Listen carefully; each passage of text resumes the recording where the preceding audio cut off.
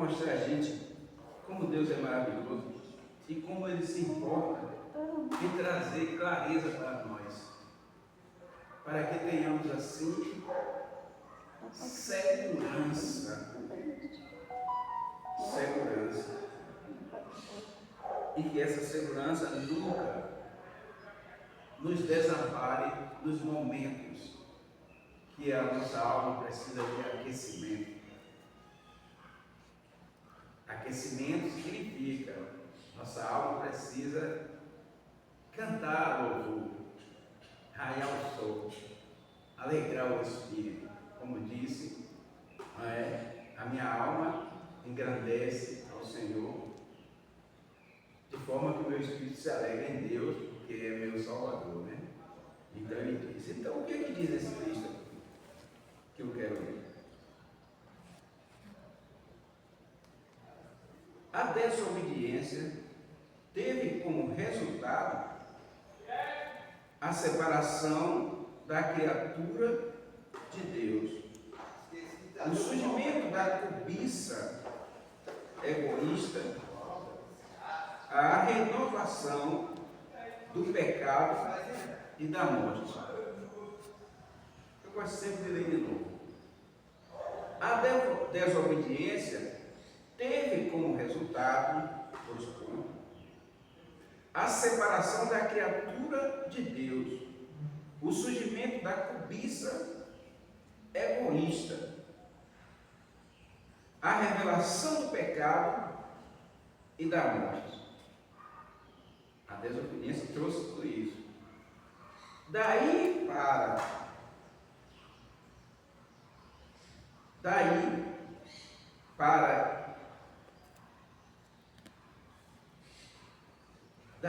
diante, a procriação se tornou consequência da arbitrariedade. Tornou-se sensual. Consequência da arbitrariedade, tornou-se sensual. E a natureza humana encheu-se de cupidez. Cupidez. No princípio, procedeu Adão do amor. No princípio, procedeu Adão do amor, do poder criador e da bênção de Deus, nascido da terra virgem, era de elevada estatura e parte nobre. Tudo nele era perfeito. Vestia-se de vestes de glória, cheias de graça e pureza. Coisa alguma era ignóbil em sua natureza. Então, Deus fez-lo cair num profundo sono. E bem-aventurado sono. Então Deus fez-lo cair num profundo sono, e bem-aventurado sono, fez-lo sonhar com amor celestial. E nesse glorioso devaneio, fez-los esperar por sua amada e ansiada companheira. Ele a sonhara, e maravilha das maravilhas, ele chegou em sua vida. Ele sonhara, e maravilha das maravilhas, ela chegou em sua vida. Quando despertou do sonho de Adão, se realiza. Quando despertou do sonho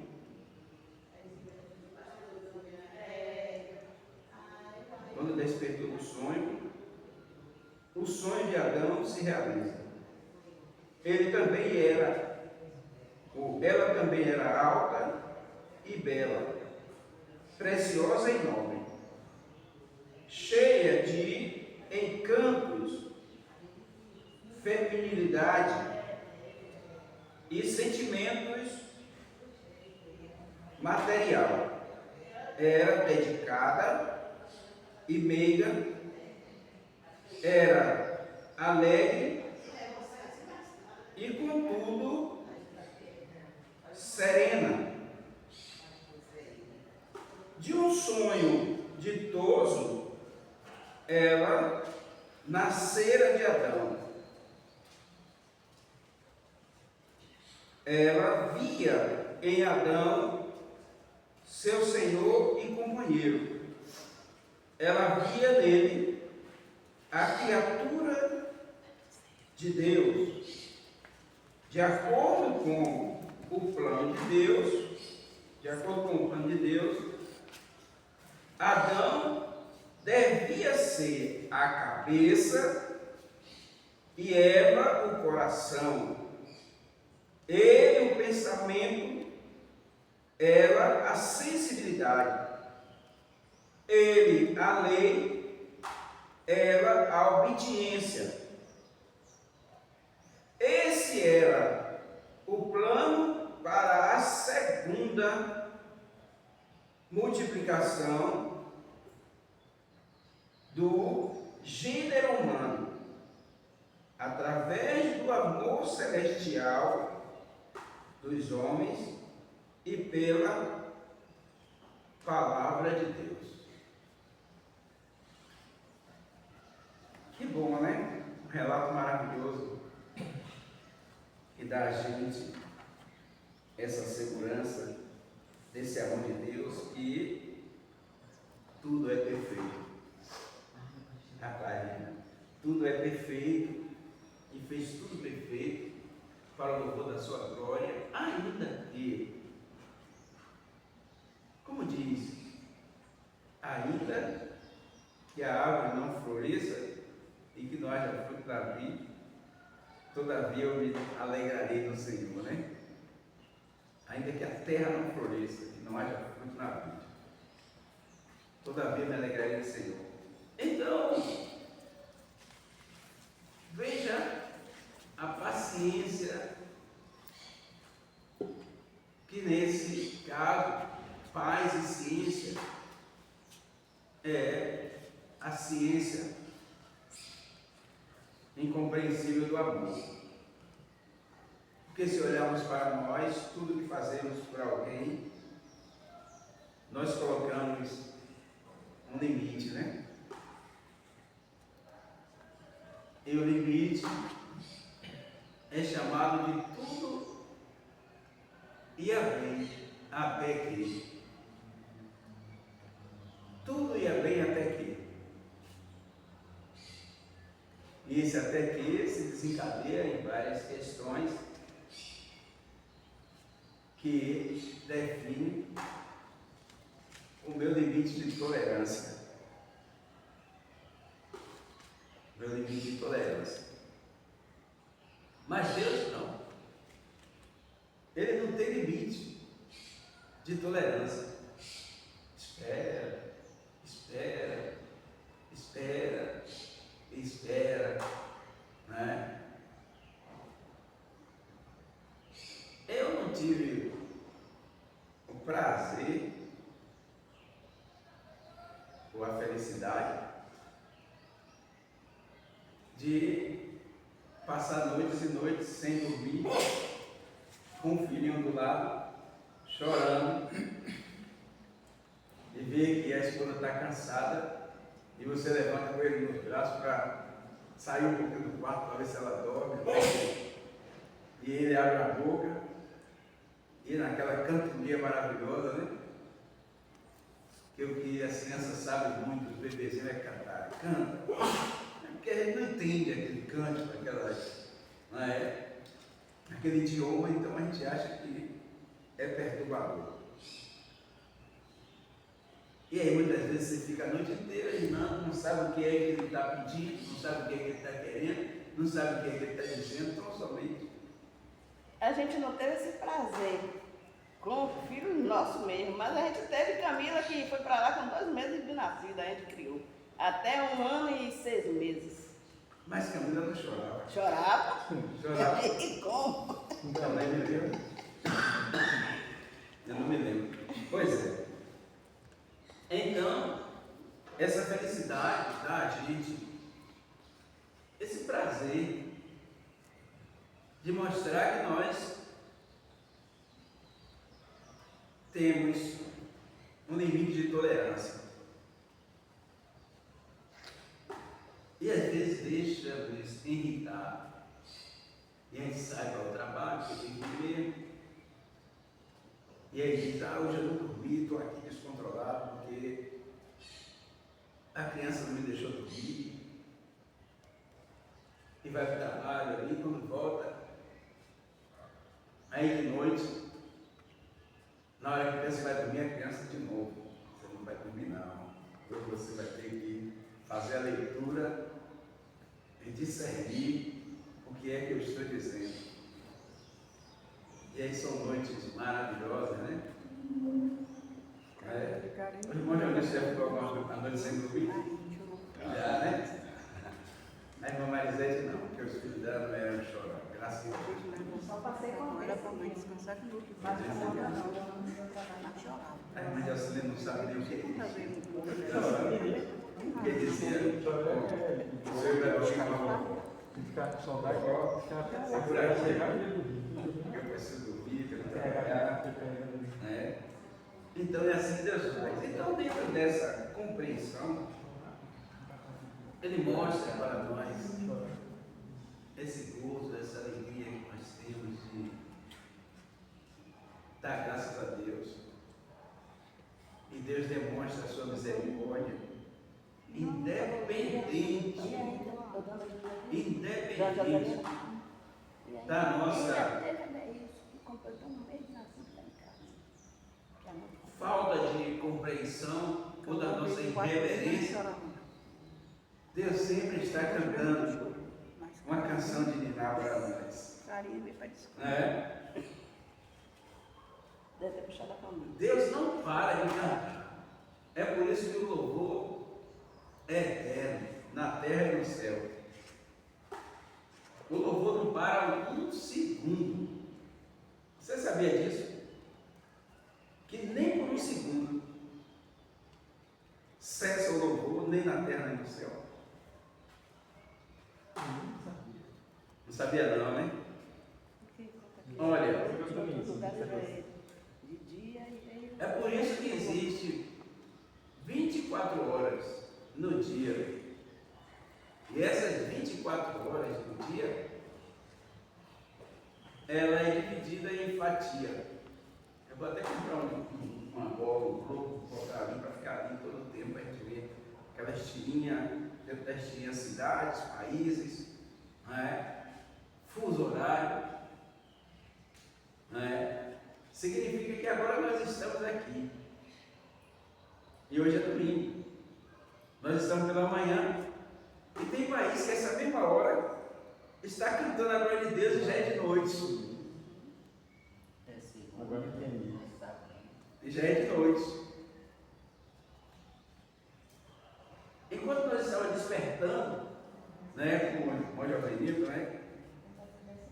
Ele falou o meu nome. Hoje, quando se levantou para orar, levantou não, porque ele não estava dormindo, ele trabalhou. E eu ouvi, era 2h34, e levantei para orar.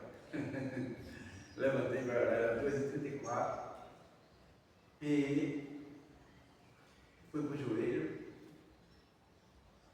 Mas passou assim tão rápido, ligeiro mesmo.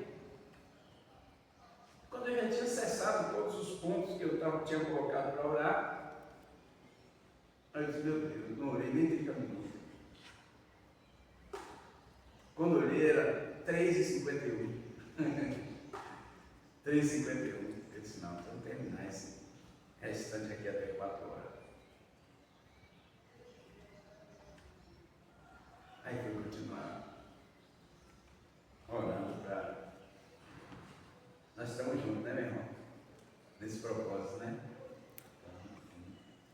Tem dia que o sono está me roubado, tem dia que eu faço umas coisas, eu fico tão cansado, com o dedo assim.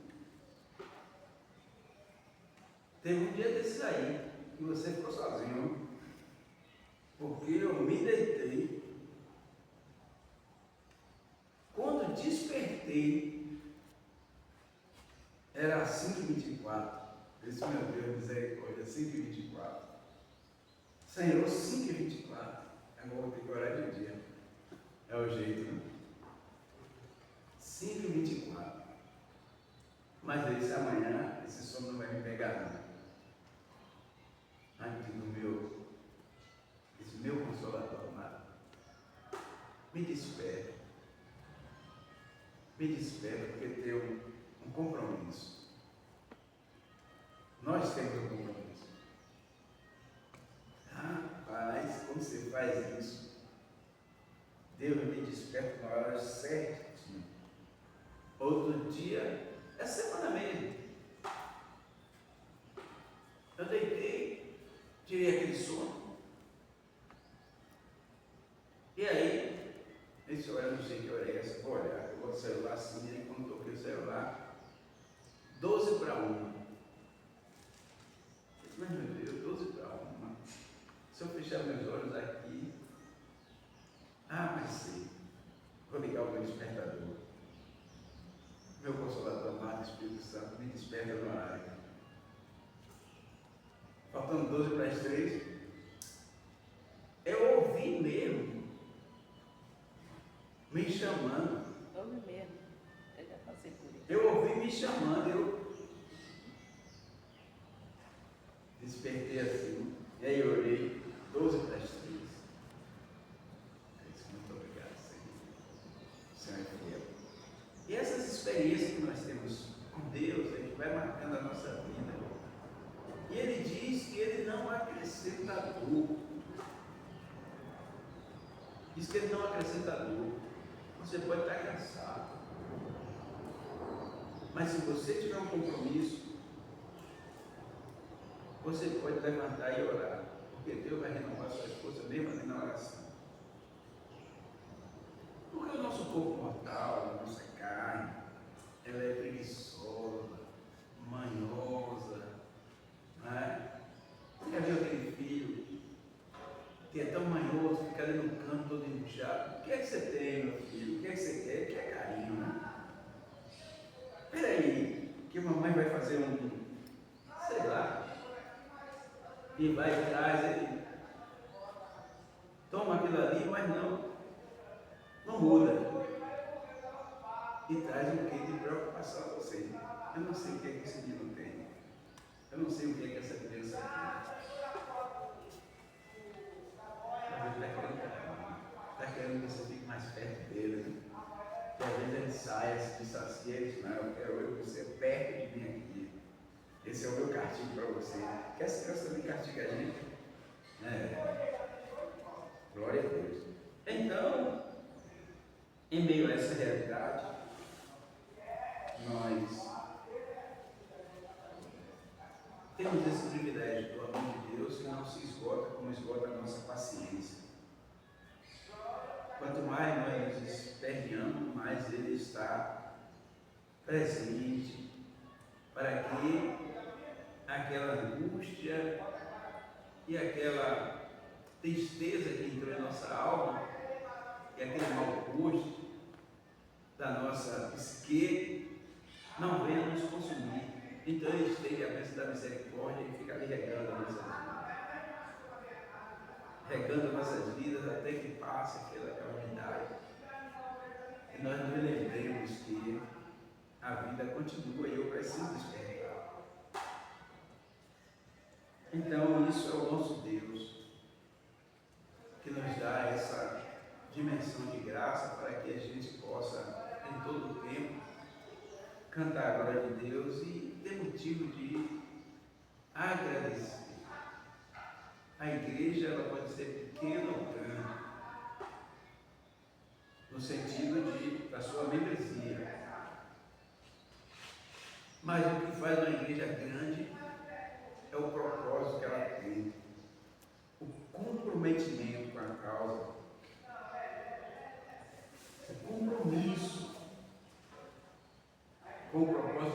abençoar a vida. É isso que faz a igreja grande ou pequena. Ela pode ter 10 pessoas, 20 pessoas, 30 pessoas. E ela é grande porque está todo mundo comprometido, todo mundo empenhado na causa.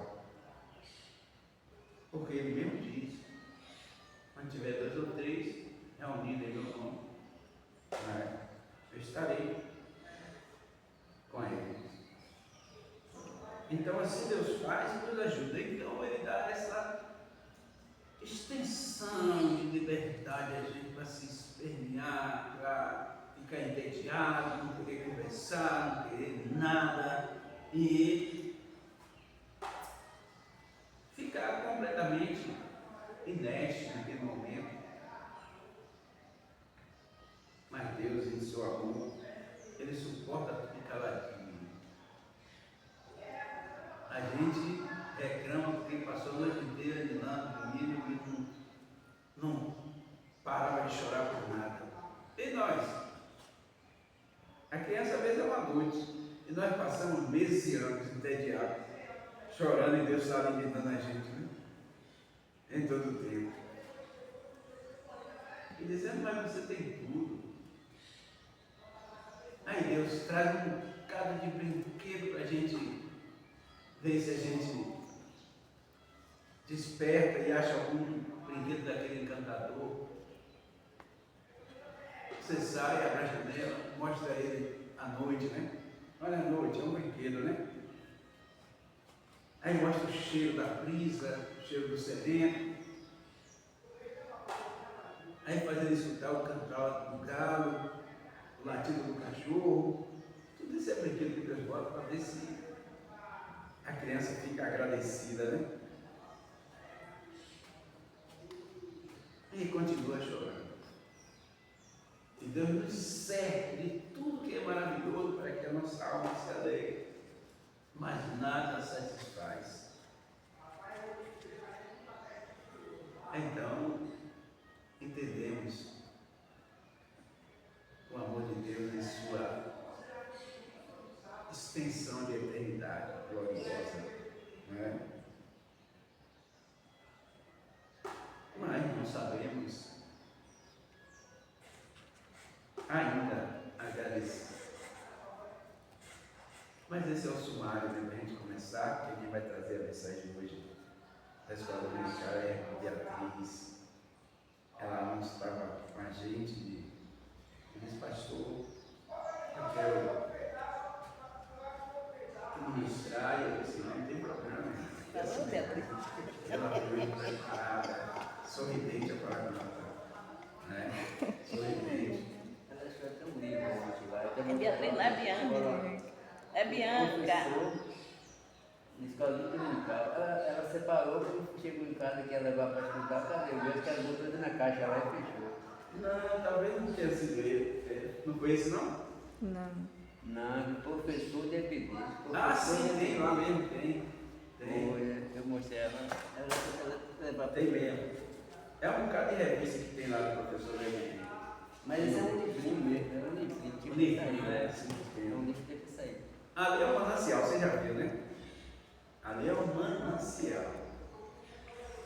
Engraçado que a gente às vezes não quer nem chegar perto de um livro e essa turma chega lá, não usa uma máscara, não usa nada e não, gente, usa máscara, não, já estou acostumado, não tem problema com poeira não, tá. É muito bom. Aqueles livros já que estavam ali em cima, meu amigo, quando eu chegava ali, eu mesmo começava a espirrar. Só em pegar assim a poeira subia construindo. Eles limparam aquilo ali com nada. Depois vocês vão ali na galeria, para você ver como está a galeria ali. Você vai lá? Você vê como está ali, tudo arrumadinho ali. Né? Então, é um manancial e o meu dever é trazer tudo que possa ser necessário para que o conhecimento possa nos alcançar. E só entrar, se a gente ficasse só, se a biblioteca fosse só aquele quartinho ali, já estava de bom tamanho, né, irmão? Se fosse só esse livro que arrumou aí em cima, já estava de bom tamanho, né? E a gente está embaraçado com o livro ali, que não tem nem por onde passar para lá e para cá, né? Passa se arrastando apertado. Imagina você descer para aquela outra casa e subir para outra casa. Tem trabalho para arrumando ali, só para arrumar. Mas a gente vai comprar essa estantezinha daquela, tá? E vamos fazer essa estante aqui também. Né? Aproveitar aquela parede, fechar aquilo ali, botar no livro ali para a gente. Na hora de chegar, a igreja tem que ter uma boa biblioteca. Na verdade, nós temos que transformar a nossa cultura, trazer para as nossas comunidades o hábito de ler, o hábito de leitura. Na verdade, eu não sei ler. Eu não sei ler. Eu amo quando vejo uma pessoa lendo bem. E você já viu que eu me atropelo todo quando estou lendo, né? Eu sou igual a irmão Janilson, não sei ler. Não é? Pois é. Então, alguém lê bem, saber mostrar ali que tem ponto, que tem vírgula, que tem ponto e vírgula, que tem exclamação, que tem dois pontos, que tem interrogação dentro da leitura, isso é o máximo, isso é um cântico, isso não é uma leitura, uma redação de leitura de pauta, isso é um cântico. Quando você lê bem, isso soa como um louvor eterno. Isso eu nunca aprendi. Mas ainda com 71 anos que tenho hoje, eu pretendo ainda fazer direito e fazer letras. Será que eu chego lá? Será que eu chego lá? Fazer letras, porque saber ler, saber pegar um dicionário analítico e colocar frente a frente a um texto e colocar em ordem ali aquele texto, artigo, preposições, conjunções, verbos, advérbios e por aí afora, pronomes, e pegar o texto todinho ali. E porque isso é fazer exegese. Essa é a área da hermenêutica que nos dá essa capacidade. Mas isso depende de academia, depende de escola, depende de cultura, depende. E se nós implantarmos a cultura da leitura, logo não vai ser bom. Porque hoje o mundo como está e para onde ele está caminhando é um mundo que afasta você do livro, afasta você de tudo.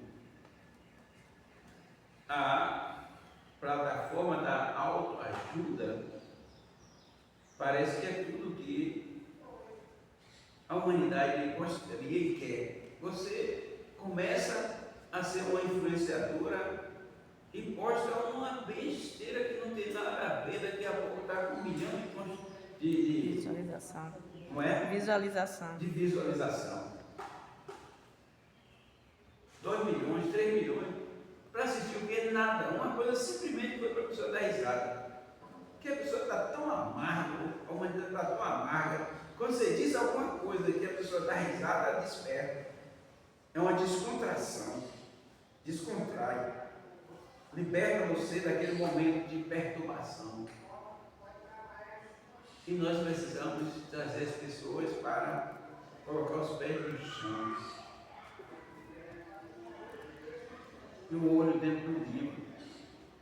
E a mente na plataforma do conhecimento, da memória. E a alma, não é? No celeiro dos cânticos. Gerando cântico de alegria da alma. Então isso é maravilhoso, não é? Então vamos trazer uma palavra de oração para que a gente depois possamos cantar um louvor somente e começar a nossa aula dominical. Como a irmã Bianca que vai estar por aqui daqui a pouco, ela vai trazer a palavra de oração, agradecendo a Deus por esse sumário, né? Por estarmos aqui. Pode orar aí, meu irmão. Amém. Querido Deus, nosso Pai, graças te damos, Senhor, por mais um dia, Senhor, mais uma semana, Senhor, que se inicia, Senhor. Estamos aqui, Pai, honrando, Senhor, com o nosso compromisso em vir te buscar, Senhor, em anseiar por ti, Senhor, assim como a coça, Pai. Buscamos, Senhor, a tua presença, Senhor, em nossas vidas, pois somos dependentes, Senhor, inteiramente e completamente de ti, Pai. Te pedimos tua direção, Senhor, nesse dia, Senhor, tudo aqui que seja feito, Senhor, louvores entoados, Pai, que suba, Pai, suave as tuas narinas, Senhor. Da palavra que será ministrada, Senhor, aqui nesse lugar, Pai, que seja selada em nossos corações, Senhor, que possamos pô-la em prática, Senhor. Possamos aprender, Senhor, de ti a cada dia mais, Senhor, e não nos contentarmos, Senhor, só com o que é dito, mas também que possamos buscar, Senhor, também por nós mesmos, Senhor. Tomar a iniciativa de irmos, Senhor, e buscar, Senhor. Pois o véu já foi rasgado, Senhor, e não precisamos mais, Senhor, de ponte, Senhor. Temos a liberdade de ir diretamente até a Ti, Pai. Amém. Te pedimos tua direção, Senhor, abençoa todos que aqui estão nessa manhã, Senhor, e todos que não puderam, Senhor, estar, Senhor, pois Tu conheces, Senhor, as necessidades de cada um, Senhor. Te agradeço, Senhor, por tudo. Muito obrigado, Pai, porque Teu poder, a glória e a honra para tudo sempre. Amém. Amém. Nós vamos estar cantando o louvor. E o louvor que a gente vai cantar hoje é o 503 do cantor cristão, porque ele tem uma mensagem maravilhosa que nos chama para observar uma observação consciente da trajetória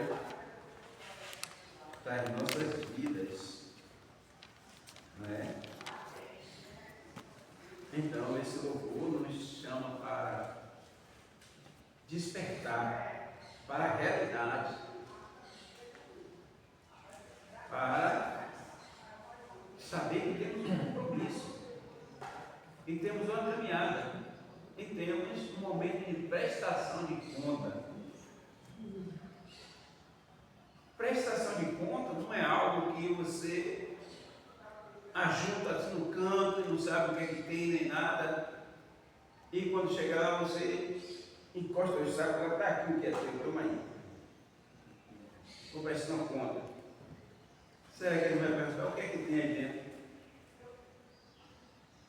desse saco que você trouxe?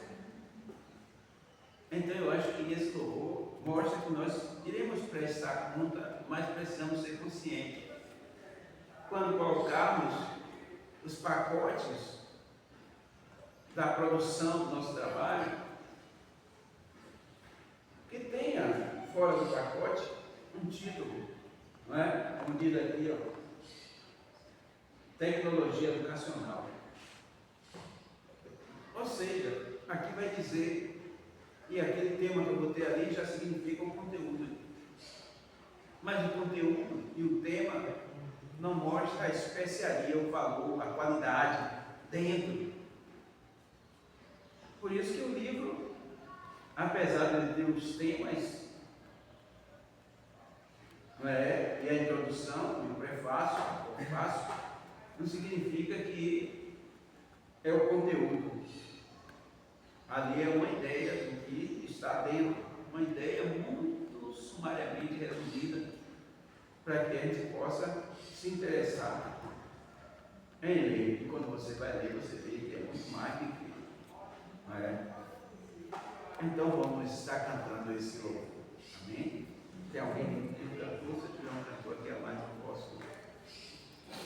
Não é? Amém. Recebe o nosso louvor, Senhor amado.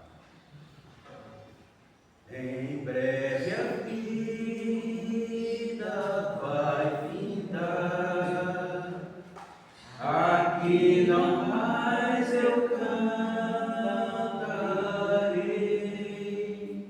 porque no céu irei morar, lá na presença do meu Rei. E face a face vê-lo-ei, de graça salvo cantarei.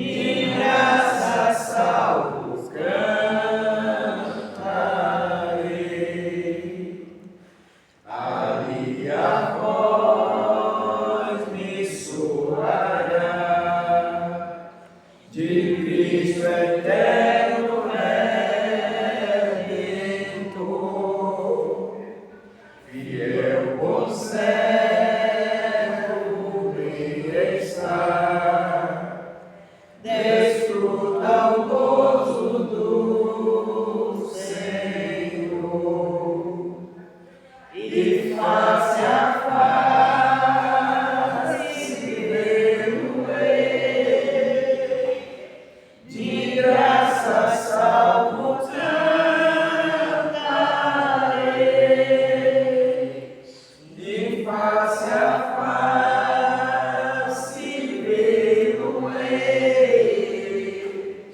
de graças salvos cantarei. oh meu Jesus, eu vou viver, fazer a minha luz brilhar, e cada dia vou fazer aquilo que ao Senhor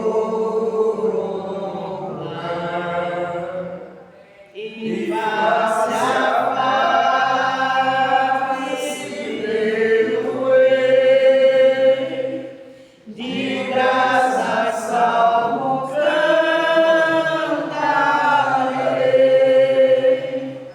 E face a face veio-ei, de graças salvos cantarei.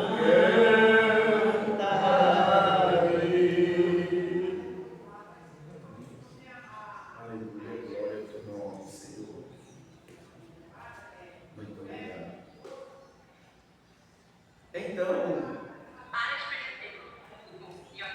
damos ao nosso Deus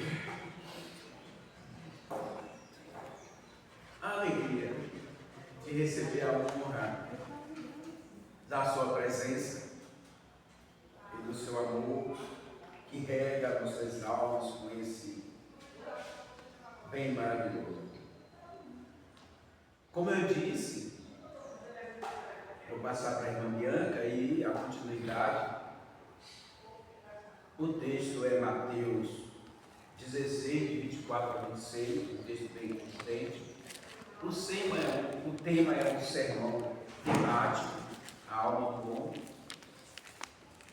E é um curso de férias, curso de oratória dos eruditos da Faculdade Teológica Cedeban, no Parque São Cristóvão, Salvador, Bahia, administrado pelo pastor Nildo Pereira Marinho, da Igreja Batista Soronha, no Abaeté.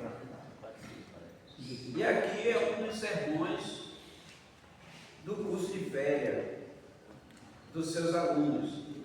Você não vai ver aqui o nome do aluno. Ainda que nós, como pessoas, quando escrevemos até uma frase, um artigo, nós colocamos embaixo uma tag para dizer que aquilo ali foi eu que criei.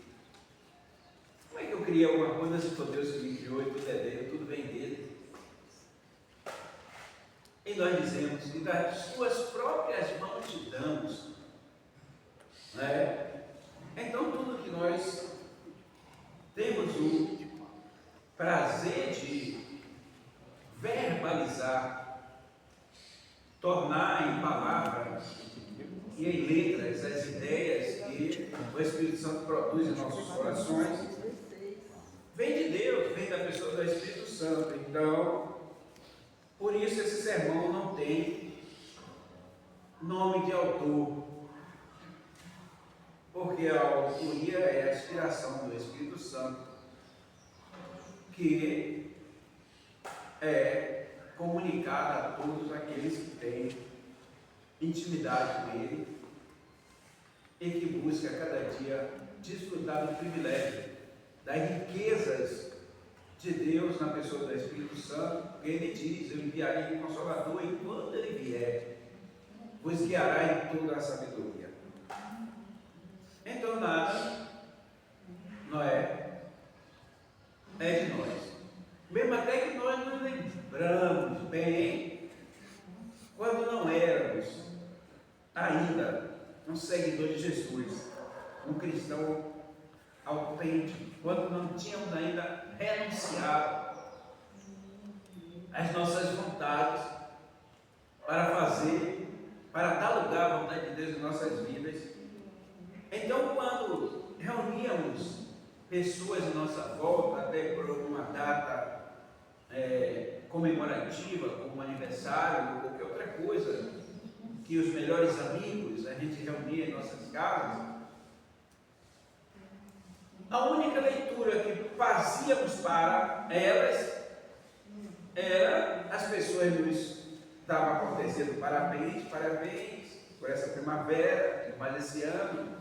Às vezes davam um presente a gente, traziam um presente, que é de praxe, quando fazia aniversário, as pessoas visitavam e traziam presente, talvez até um bolo. E nós retribuímos com o bolo e com cachaça, cerveja, latinha de tudo quanto é jeito, porque já que eu não sei dizer nada, vai que quando você se embriagar, todo mundo tem a liberdade de conversar, de falar, de agir. Então, enquanto não tiver com a cabeça bêbada, não vai poder dizer nada. Fica todo mundo no cantinho, que é até igual um funeral que vai, né? Quando a gente vai fazer um sepultamento, quando chegar lá, as pessoas todas encurfadas no canto, ninguém pode dizer nada, ninguém diz nada, porque está todo mundo ali completamente embriagado pela falta de liberdade, de reconhecer o valor daquela vida que está ali voltando à terra, os valores maravilhosos dos seus ensinamentos. Nem isso a gente tem a liberdade de fazer. Aí nós fazemos do culto fúnebre uma tragédia, um momento de tristeza, de outras coisas, quando ali deveria todo mundo ali, tanto a família como os amigos da família, dizer essa pessoa que hoje Deus escolheu esse jardim para levar para morar no céu, me fez ser a pessoa que eu sou hoje, me mostrou o caminho da vida, o caminho da liberdade, o caminho do respeito, o caminho da ética, o caminho da comunhão, o caminho da paz, o caminho de ser um mediador, um promotor de paz.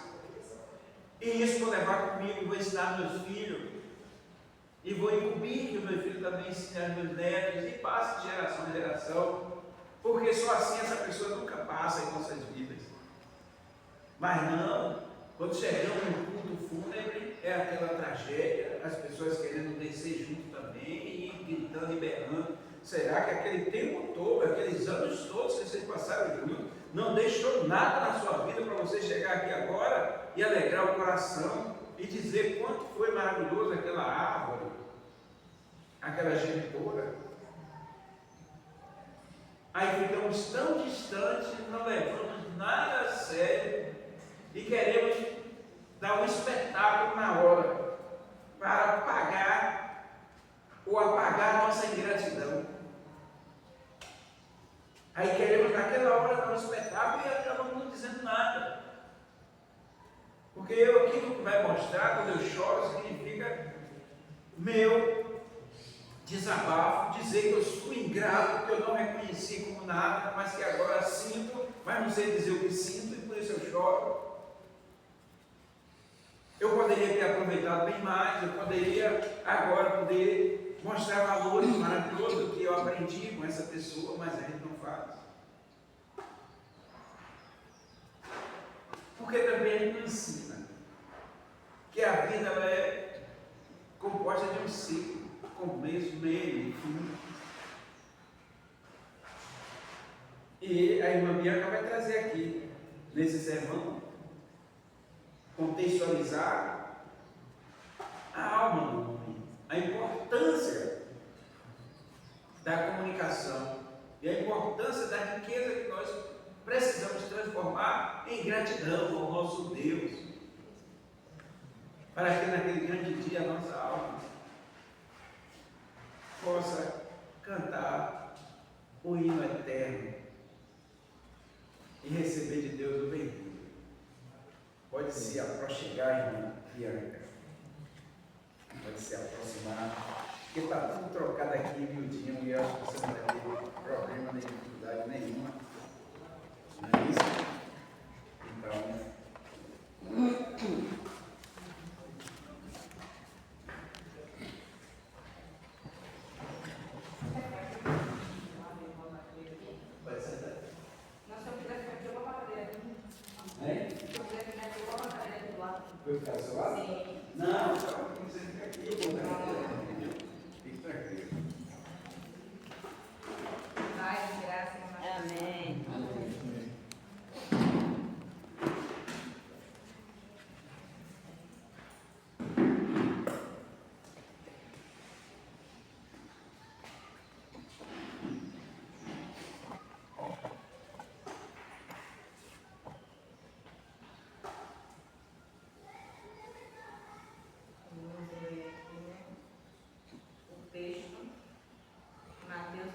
24, Mateus 16, do 24 a 25.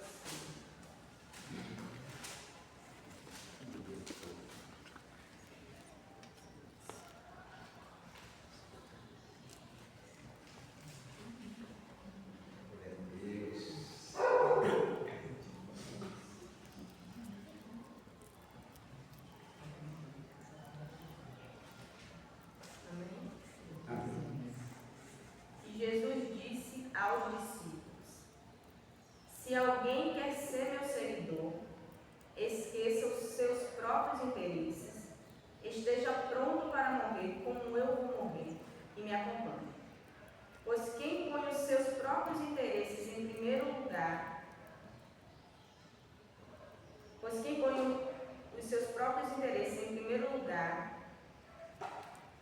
terá a vida verdadeira. Mas quem esquece a si mesmo por minha causa, terá a vida.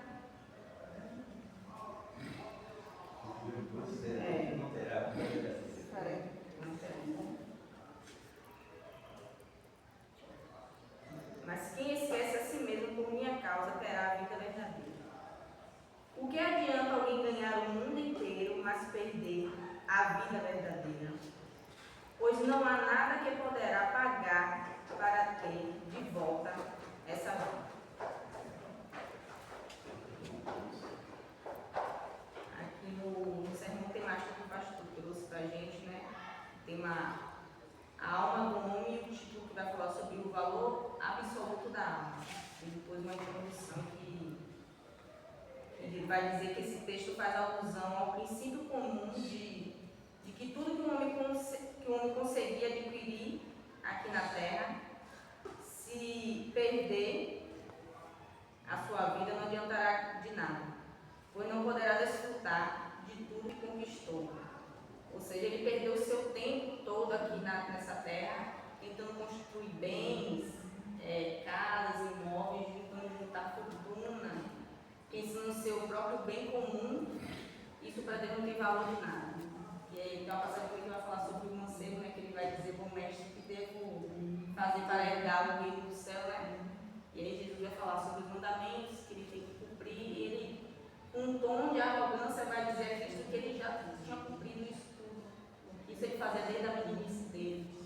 Então aí Jesus vai dizer, então falta uma coisa que ele não fez. Vende os seus bens, né? Todos, dai aos pobres. E aí ele sai da presença de Cristo, porque o mais precioso que ele tinha para ele era a riqueza dele, porque a presença do Senhor.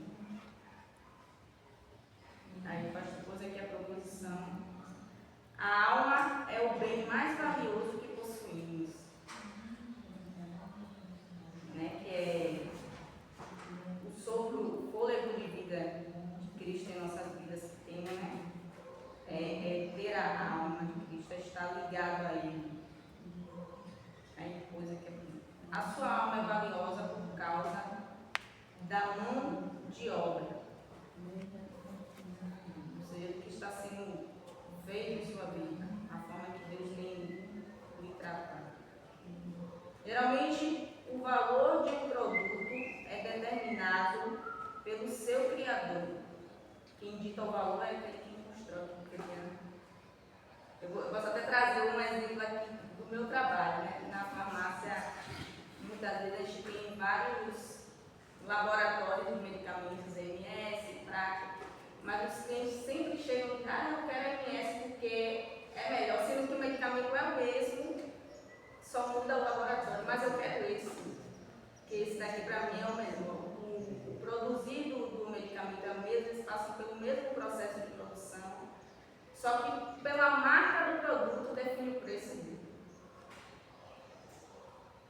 E aqui na letra B ele bota: a Escritura Sagrada nos revela como é que fez a alma.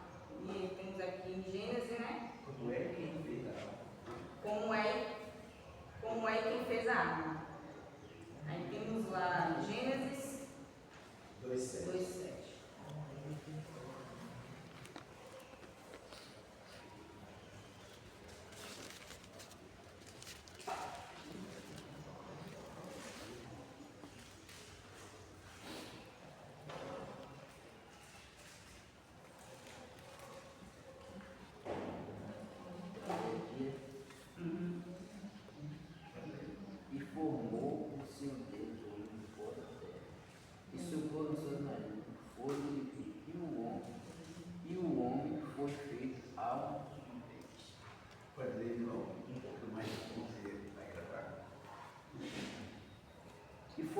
Senhor Deus o homem do pó da terra, e soprou em sua nariz fôlego de vida, e o homem foi feito alma vivente.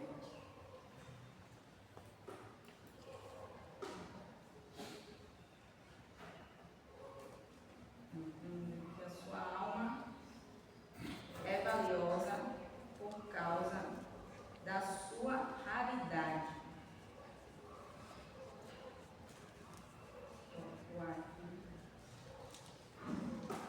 Cada homem tem a sua própria alma.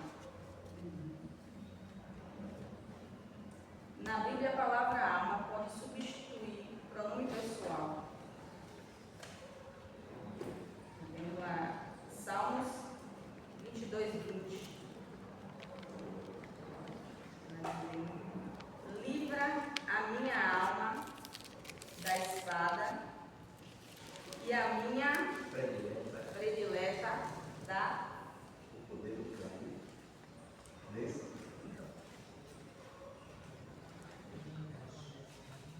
Pode ler. Pode ler, irmã. Livra minha alma da espada e a minha predileta da força do campo.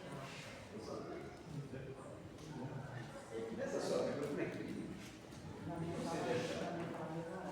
é gênero?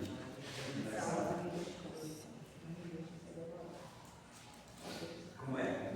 Na minha palavra para ser devorado. Salva-me da espada, não me deixe ser devorado pelos cães. Rapaz, nós temos. A minha diz, Salmo 22:20, também salva-me da espada, não deixes que esses cachorros me matem.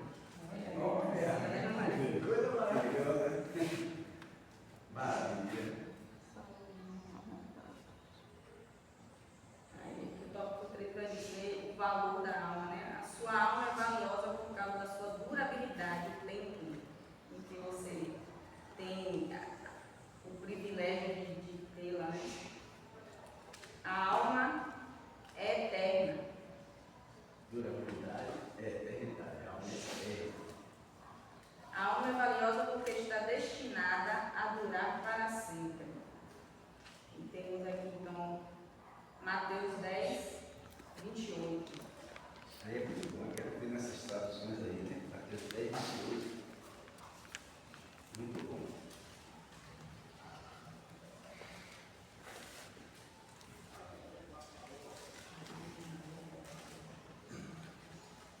Pode ler? Pode sim. Não tenha medo daqueles que só podem matar o seu corpo, mas não podem tocar na alma de vocês. Antes tenham aquele que pode destruir no inferno tanto a alma como o corpo. A durabilidade da alma significa que a alma é eterna, né? O que Deus faz é eterno.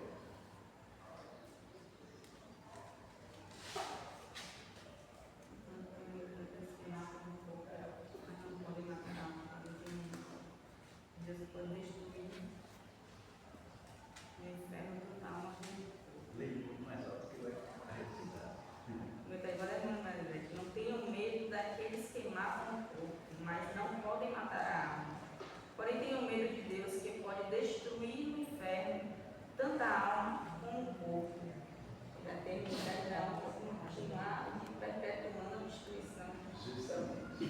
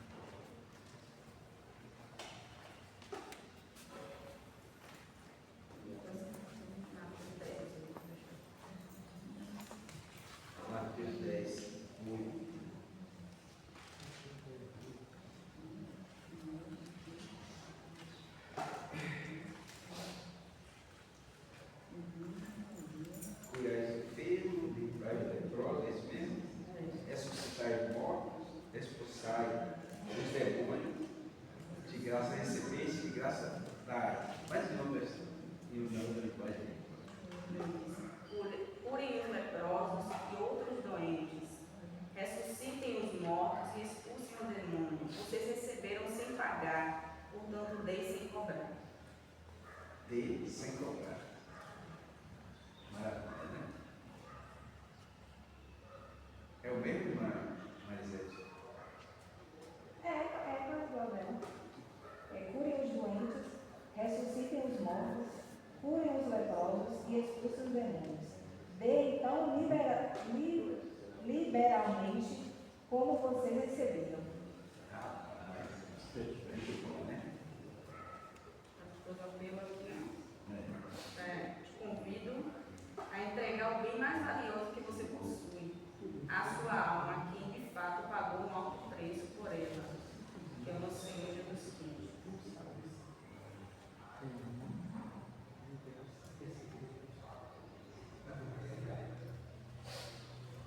Então aí está o sermão temático.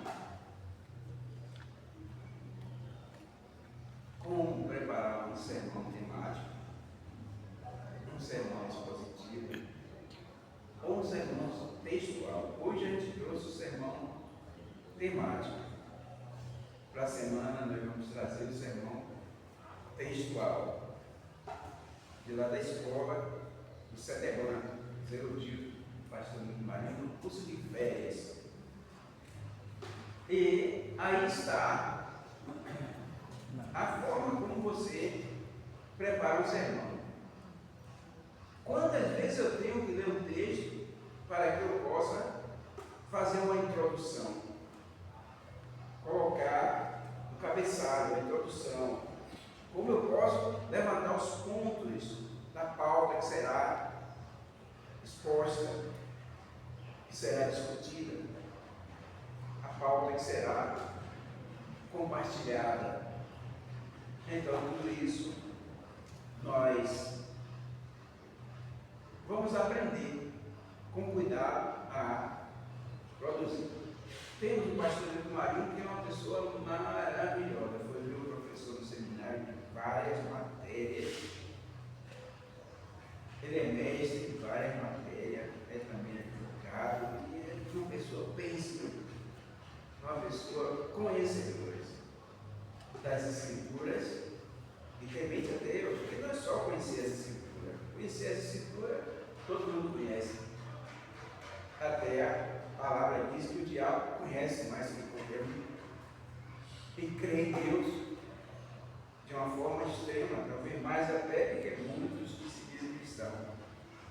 Porque as pessoas às vezes dizem que é cristão, mas não tem aquele sentimento de temor. Mas quando o diabo diz, o diabo crê, se estremece, mas é bruto, né? Ignorante, desobediente. Crê que se estremece, mas não obedece. Então é por esse caminho. Então, faça um resumo aí, meu irmão. E depois eu vou sentar aí para cobrar de você a ousadia que podemos estar. Pois é. Aqui o pastor trouxe o tema, né, sobre a eternidade da alma do homem, né? E na verdade aqui devemos, na verdade, até nos examinar, né, como diz Paulo, de forma que estamos sendo tratados, né, desse presente que nós recebemos de Cristo, que é ter a vida, a alma de Cristo em nós, que não nos pertence, é o presente nos dado. Então, assim como o pastor falou, que o próprio diabo conhece a palavra também e ele se estremece. Isso. Não obedece. É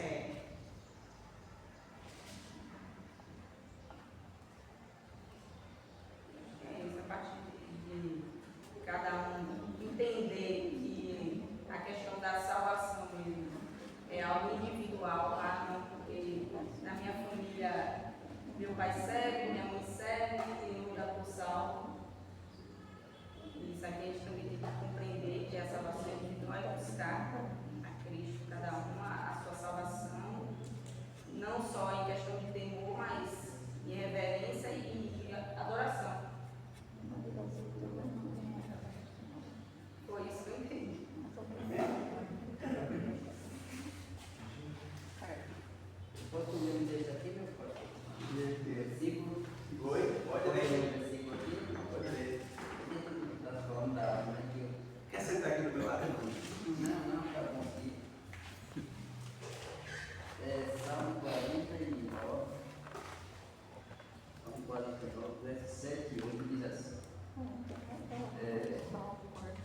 Nenhum deles, de modo algum, pode remir seu irmão, ou dar a Deus resgate dele, pois a redenção da sua alma é caríssima, e seus recursos se esgotariam. Lê de novo isso aí, irmão. Gostei. Lê de novo. Salmo 49, 7 e 8. 49, versículo 7 e 8. Nenhum deles, de modo algum, pode remir seu irmão, ou dar a Deus resgate dele, pois a redenção da sua alma é caríssima, e seus recursos se esgotariam antes. Quando vai falar da... O que é que diz aí, irmão? Fala aí. Fala assim: sei que nenhum deles, por mais rico que seja, pode salvar seu irmão da morte e pagar a Deus o preço da salvação. O resgate de uma vida não tem preço. Não se pode pensar em pagar. Fala da raridade, né, da alma, que a alma é eterna. Aí esse versículo, eu lembrei logo esse versículo, essa passagem da Bíblia. A irmã Bianca, ela vai ter que voltar com esse texto, porque eu quero pegada, autenticidade, ousadia. Eu não quero que fique aqueles sintomas de insegurança. Imagine se ela estivesse evangelizando uma pessoa hoje e fosse apresentar esse texto temático. Será que a pessoa seria satisfeita? Será que entenderia? Então a ousadia se chama de propriedade. É eu encarnar, tornar DNA, sentido na minha vida, DNA, no meu DNA, ação na minha ação, visão na minha visão e graça na minha alegria, vibração no meu espírito, na minha alma, pela oportunidade. Então eu tenho que mostrar encanto, mostrar felicidade em estar diante de pessoas expondo a proposta de Deus, a consciência que Deus traz para nos apropriarmos da realidade, do percurso da vida.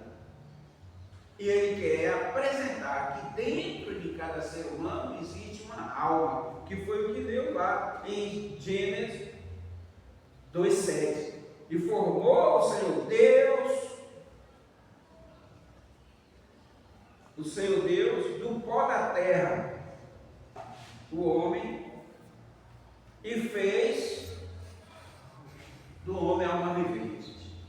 Não é? E formou o Senhor Deus do pó da terra e soprou em sua narina, no seu nariz, o fôlego de vida, e fez do homem alma vivente.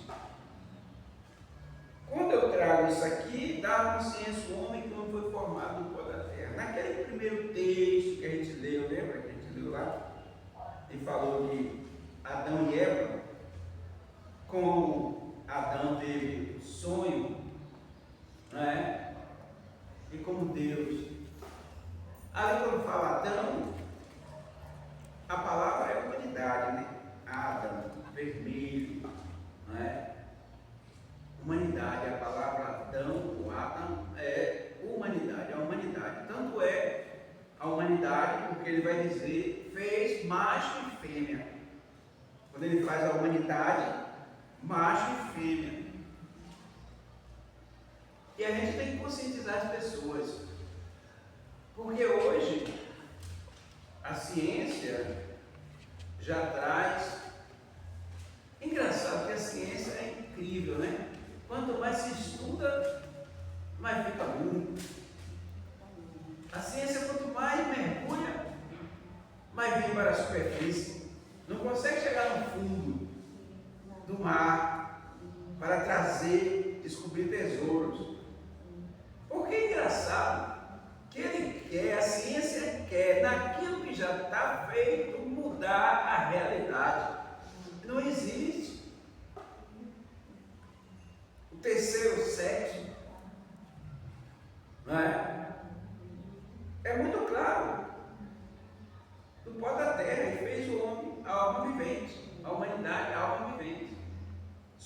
nariz, fôlego de vida e perdoa a alma vivente.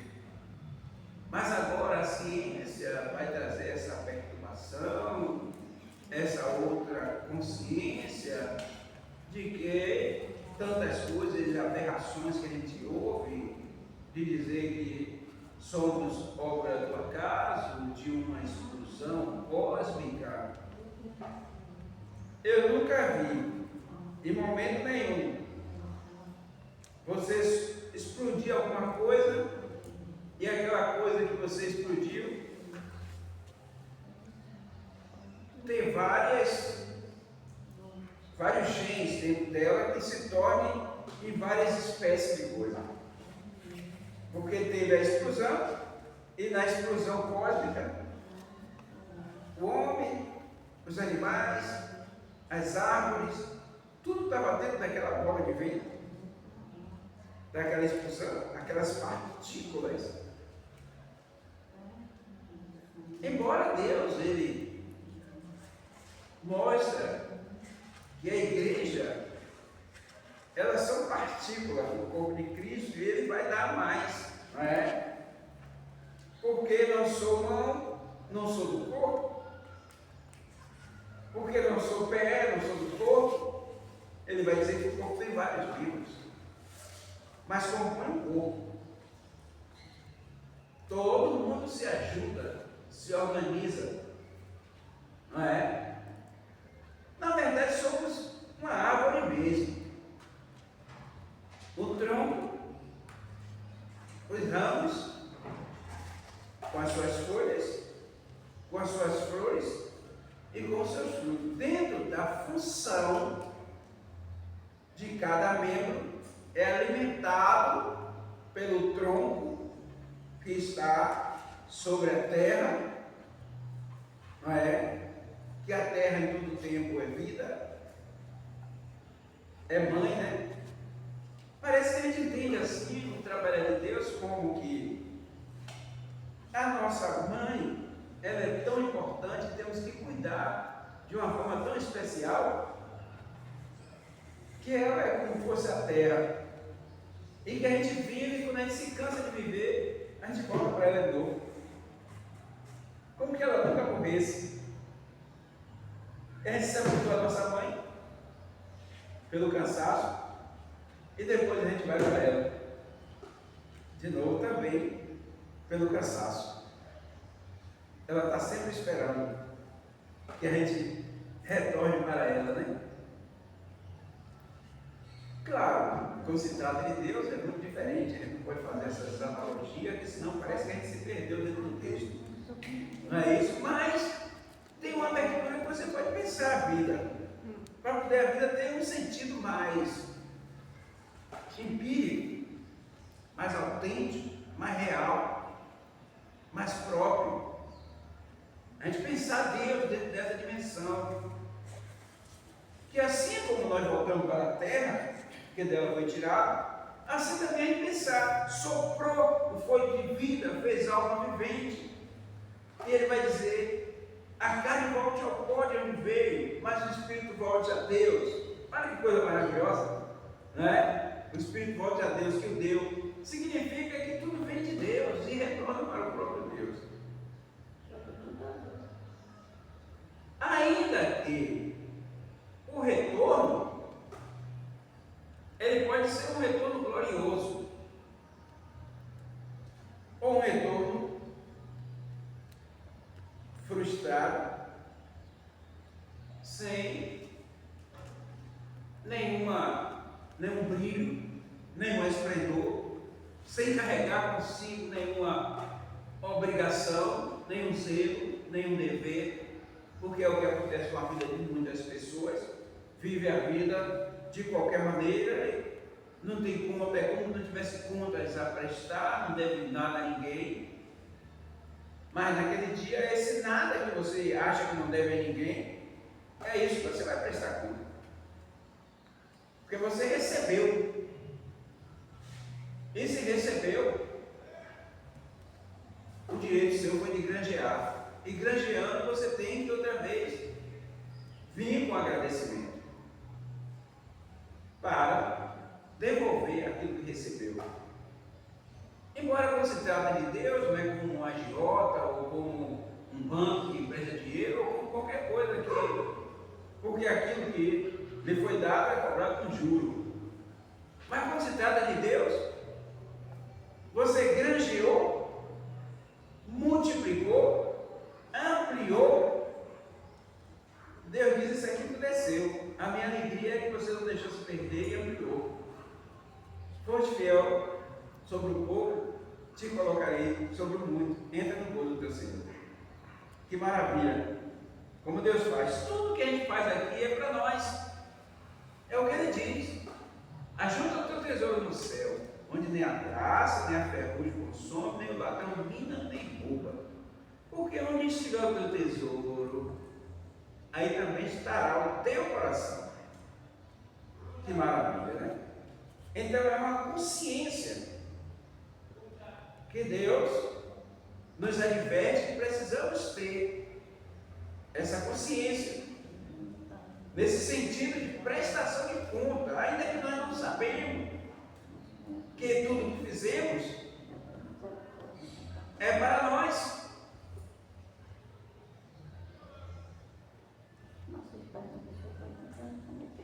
E na obscuridade da nossa ciência de discernir essa realidade, temos como graça de Deus a surpresa de Ele abrir o tesouro e nos agraciar com tudo aquilo que nós ajuntamos no céu. Junta teu tesouro no céu, onde nem a traça, nem a ferrugem consome, nem o ladrão, nem nenhuma. Mas voltando aqui para a irmã Bianca e o sermão temático. O que é que esse sermão temático traz? Quando você pega um texto como esse, qual é a inspiração? O que é que você fica anelante, alegre, feliz? A felicidade está na consciência de poder transmitir para aqueles que não sabem o valor da alma. Mostrar para o homem que ele tem dentro dele uma alma. E que essa alma vai estar diante de Deus.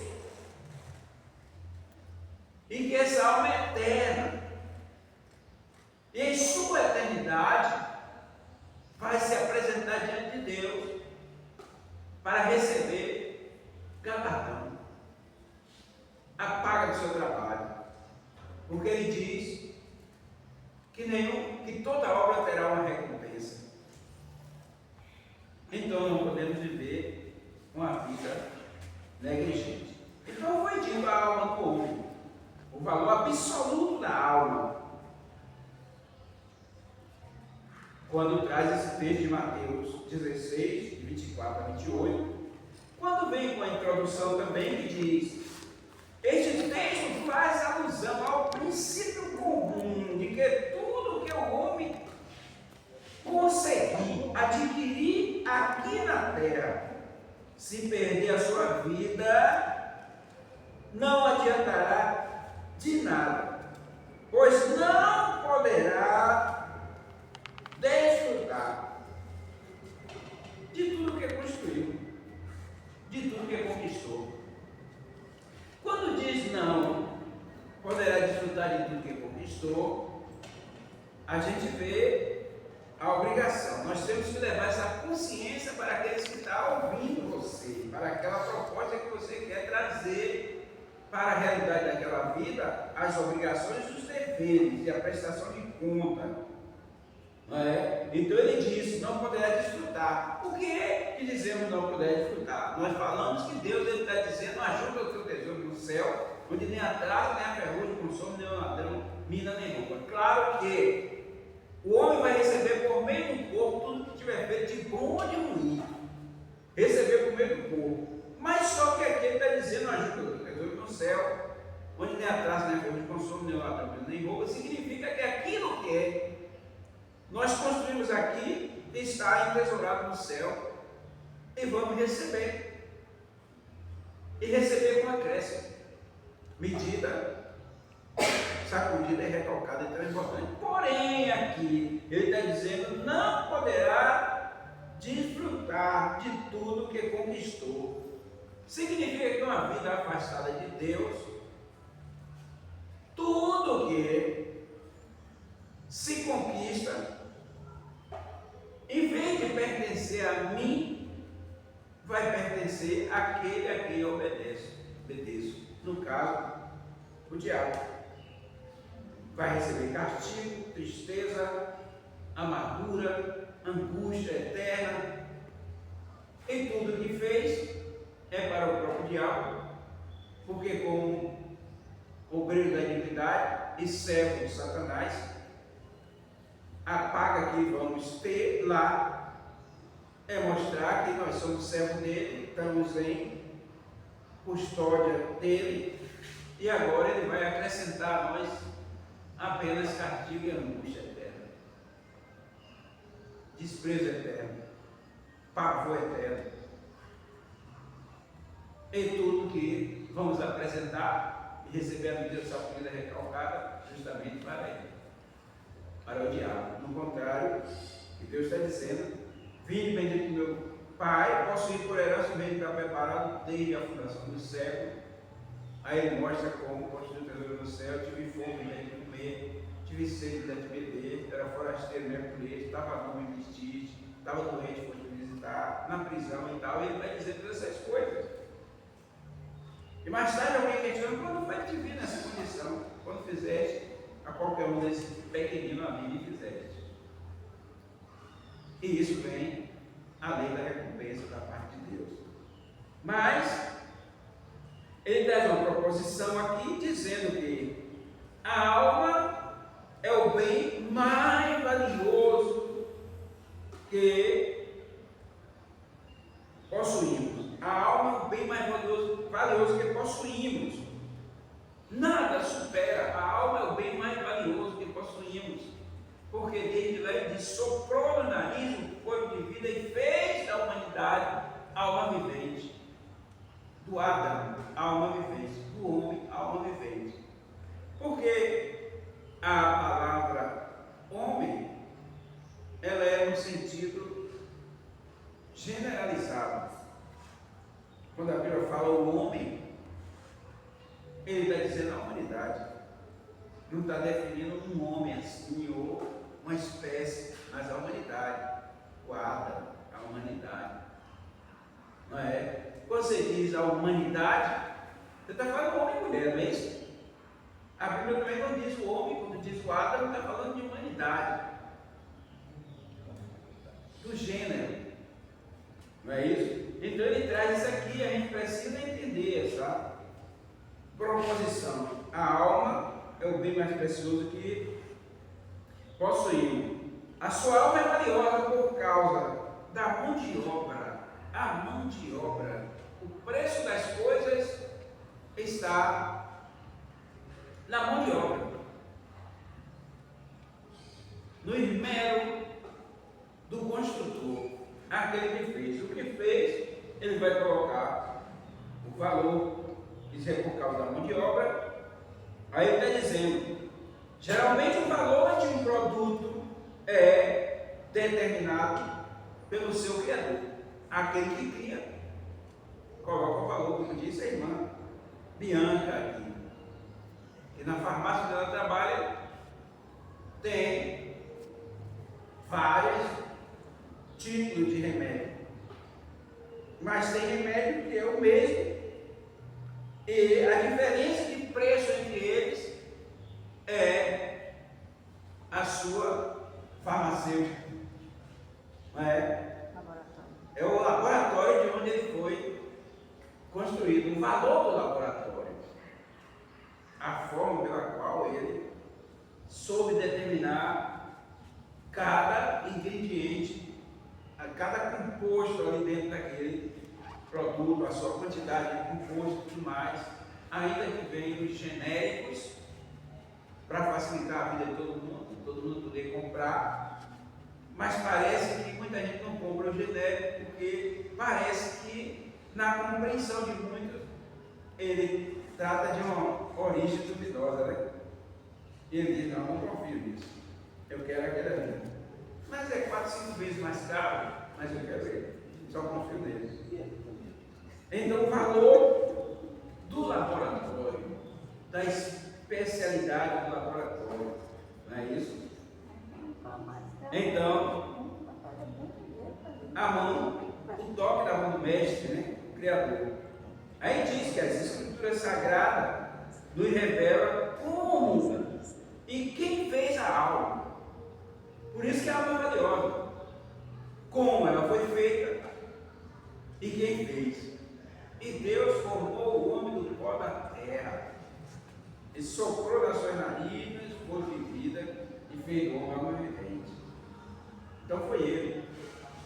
É insubstituível. Jamais alguém vai. Embora hoje parece que não tem limite para nada, né? Hoje o homem tenta fraudar e reproduzir tudo, né? O robô, né? Só que o robô não produz nada. O robô é tipo o papagaio lá, irmã Irá, que só vai repetir aquilo que ele ensina. Não é isso? Nem sempre, ele aprende. Mas ele não tem de Deus a ciência. A ciência de discernir acerca das coisas, entre o bem e o mal. O Lourinho sabe o bem e o mal porque alguém disse aqui é bem e aqui é mal. Talvez ele saiba discutir, né? Ou discernir a vida pelas cores, né? Pelos protótipos, pelas figuras.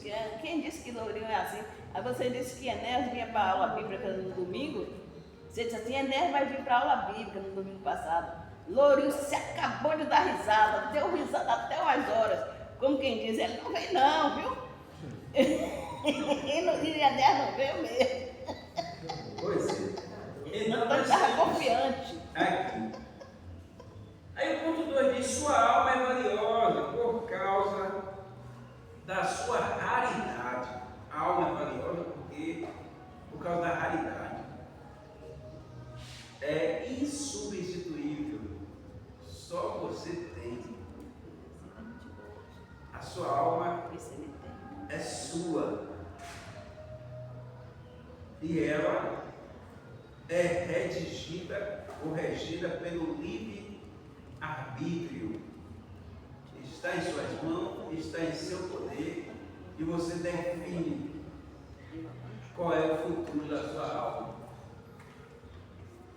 Se quer que ela seja alimentada, nutrida pelo Criador, você vai buscar o Criador para que ele nutrir ela de tudo que é necessário para que ela possa continuar viva e continuar dando glória ao Criador, honra ao Criador.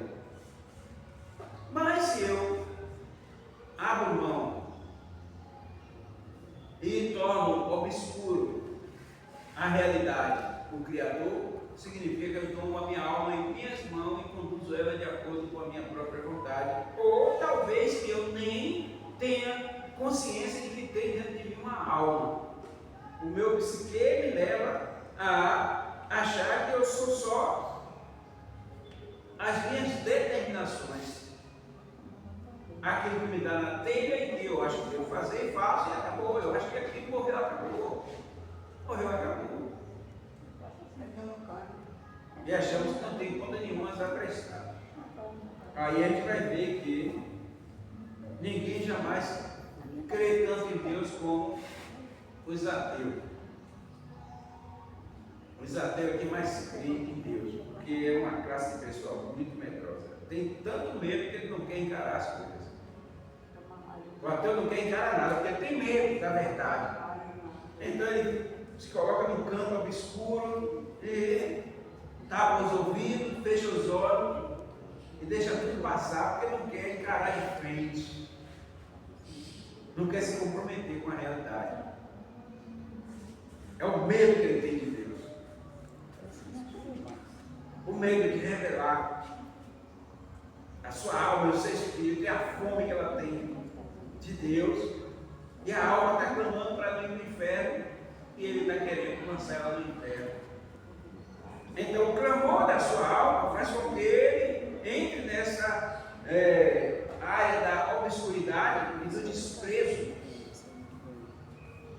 de querer ficar frente a frente com a realidade e de querer atender o grito da alma.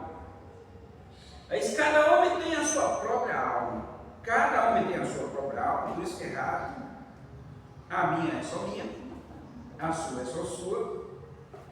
A Bíblia, a palavra, a alma, pode substituir o pronome pessoal, que foi o que foi lido lá em Salmo 22, 20. Livra a minha alma da espada e a minha predileta da força do cão. Então ele tem consciência. A minha alma e a minha predileta. E aí, nesses textos que eu li aí, tem uma clareza gigantesca. E ele vai dizer: a sua alma é valiosa por causa da sua durabilidade. Tudo que Deus faz é eterno. O homem não pode achar que negligenciando a sua existência, a sua realidade, que vai fugir do seu destino final. Não vai. Porque nós falamos que existirá prestação de conta. Nós estamos aqui, e aqui tem um dono, e nós vamos prestar conta da nossa reverência e da nossa irreverência, da nossa consciência casual e também da nossa consciência do descaso, de não levar a sério e não querer reconhecer a riqueza da graça de Deus. Então, ele diz: a sua alma é valiosa por causa da sua durabilidade. Então ele vai dizer que a alma é eterna, porque tudo que Deus faz é eterno. Tudo que Deus faz é eterno. E fez para viver na eternidade. Por isso, paraíso é onde Deus coloca a humanidade. E fez um jardim e colocou a humanidade que havia criado. E deu toda essa liberdade, paraíso. E aí a gente tem que estudar e querer saber a questão do paraíso, a questão do Éden, e aí a gente vai desencadear uma vontade imensa e cada dia vai. É por isso que grandes homens se imergem nessa dimensão, e essa dimensão da minha vontade de querer saber, saem os grandes livros, os grandes best-sellers, as grandes bibliotecas, os grandes dicionários ilustrados, porque eu vou descobrindo, vou pesquisando, vou descobrindo e vou tornando real aqueles pensamentos das minhas ilusões e do meu desejo de saber, querer saber. Então vou colocando em pauta e vou cada hora tendo insight, colocando um frente ao outro e depois fazendo a leitura para discernir o que tudo isso quer dizer. Claro que nós temos professor por excelência, que é o Espírito Santo, que vai nos dando entrada, não é? Nesse campo maravilhoso, nesse horizonte da sabedoria, porque a palavra diz que ele, quando viesse, nos instruiria em toda a sabedoria, em todo o conhecimento. Então esse é o trabalho do nosso Consolador, o Espírito Santo. Aí ele diz: a alma é eterna. A alma é valiosa porque está destinada a durar para sempre, que foi o que a gente viu em Mateus 10, 28. Não tem mais o que mata o corpo, e não podem fazer o que mata o corpo, e não podem fazer matar a alma. Tema antes aquele que pode fazer perecer no inferno, tanto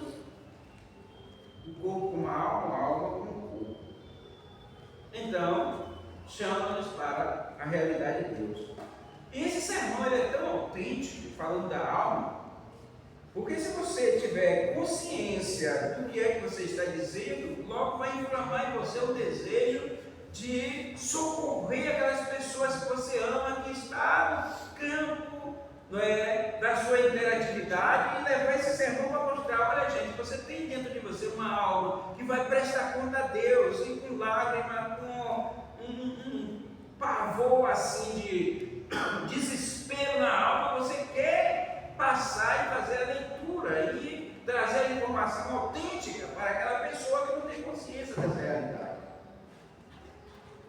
Então é um sermão autêntico, um sermão que transpõe o tempo, não é? E leva a gente a... Porque se esse sermão não inflamar você, a obrigação de dever que você tem pelo outro que não tem esse conhecimento, se esse conhecimento não inflamou em você um desejo de transmitir essa mensagem para os outros, significa que você não entendeu nada. Quando você está diante de um sermão desse, você tem em casa um esposo que não conhece Jesus, um filho que não conhece Jesus, uma mãe que não conhece Jesus, uma tia que não conhece Jesus, e você está diante de um sermão desse, você quer mostrar a ela essa realidade, e quando você mostra essa realidade para ela, ela vai, não é, ter esse desejo, porque vai inflamar, vai tocar, porque isso vem da graça de Deus, na pessoa do Espírito Santo, e a palavra que penetra o corpo, na divisão de corpo, alma e espírito, então ela vai também de tirar as barreiras e tudo que está impedindo que a palavra de Deus venha, não é, trazer o esplendor da áurea, não é, da luz divina. Porque a alma está clamando sempre por Deus, não é? Então, quando você traz isso aqui, você traz também uma conclusão. A conclusão. Quando se trata de saber o valor da alma, ninguém supera o nosso Senhor. Ninguém supera o nosso Senhor. E depois de tudo isso, você vai fazer o apelo.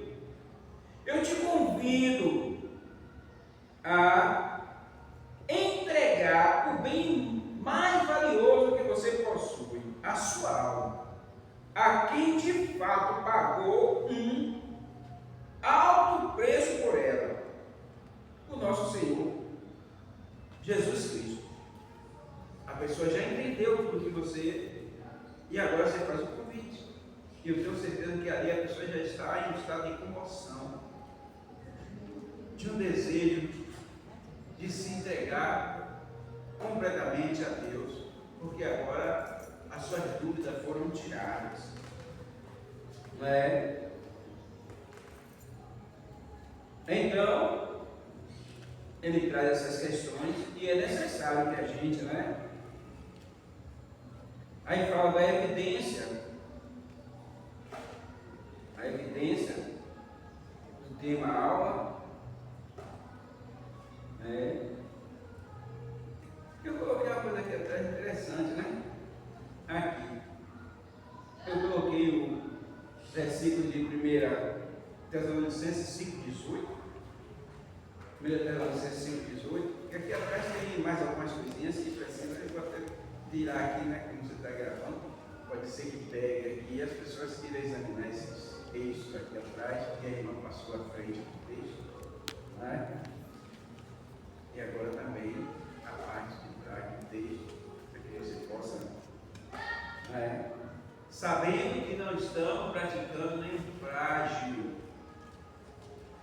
porque esse sermão é do curso de oratória, né, curso de férias da Faculdade Teológica, né, CETEBAN, do grupo dos eruditos.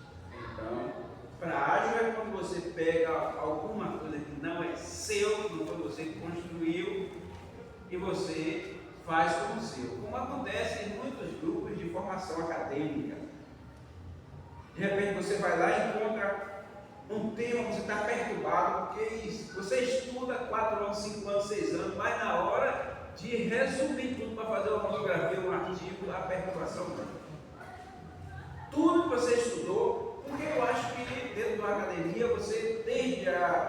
primeiro semestre, segundo semestre, você já tem que ir trabalhando, não é, produzindo conteúdo para a sua monografia, para o seu artigo.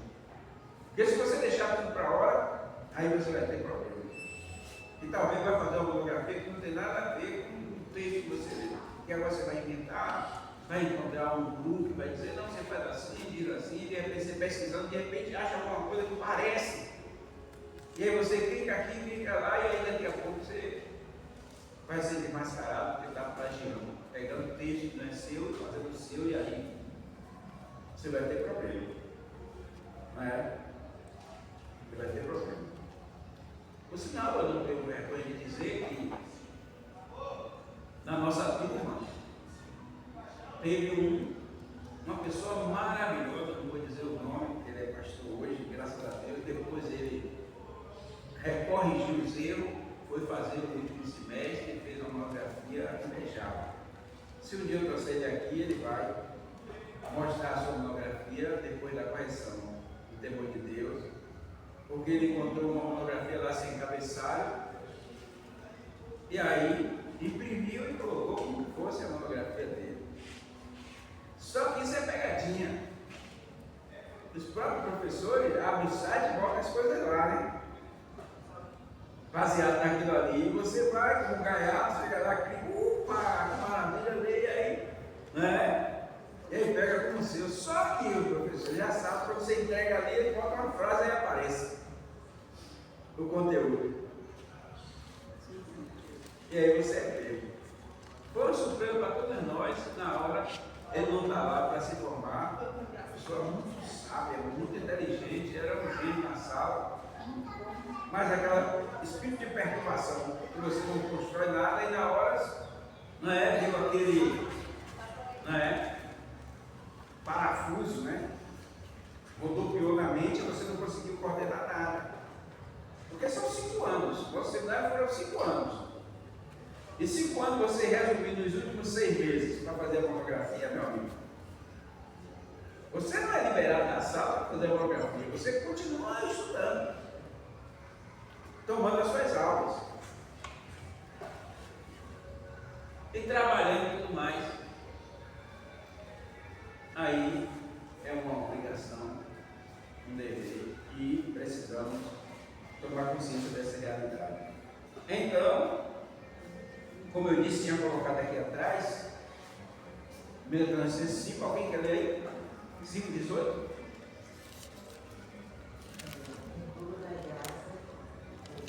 Vai ter um pouco mais alto, claro. Em tudo dai graça, porque esta é a vontade de Deus em Cristo Jesus para convosco. Essa é a vontade de Deus em Cristo Jesus para isso. Como é que é na sua Bíblia aí, Maria? E sejam agradecidos a Deus em todas as ocasiões. Isso é o que Deus quer de vocês, por estarem unidos com Cristo Jesus. Que maravilha, né? Então, a gente colocou aqui que a gratidão é um ato de fé. A gratidão é um ato de fé, é desafiadora, mas também é recompensadora. Né? Aí diz, é escolha, atitude, uma escolha traz paz e alegria. Uma escolha traz paz e traz alegria. Que Deus em Cristo nos abençoe ricamente por mais essa escola bíblica dominical. E vamos sempre orar pelo CETEGAN, pelo grupo dos eruditos, e por aqueles que querem fazer esse curso à distância, para que possa, em nome de Jesus, também participar dessa oportunidade de aprender a preparar certo. Amém?